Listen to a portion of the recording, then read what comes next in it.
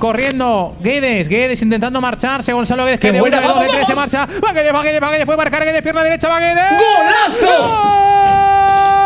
¿Quién te ha dicho que marcaba? ¿Quién te ha dicho que marcaba?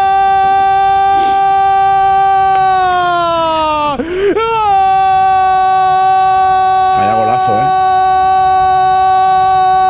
Telita. ¡De Gonzalo! ¡El relámpago! ¡Apareció mejor que nunca! ¡Se marchó no de 1! ¡Tampoco de 2! ¡Se fue de 3 para marcar el primero!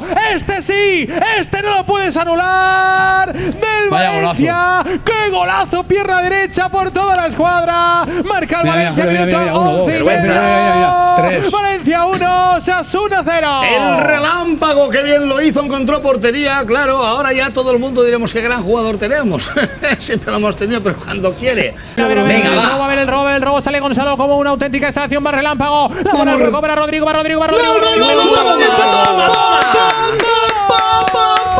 Se acabó el partido y ahora viene la goleada.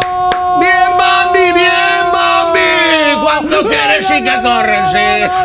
Señorita Pepis, ¿te ha gustado? Gol de asistencia. Dos agujeros ahí me dijo, voy a correr. Gol de asistencia de Guedes. Bambi para el Valencia.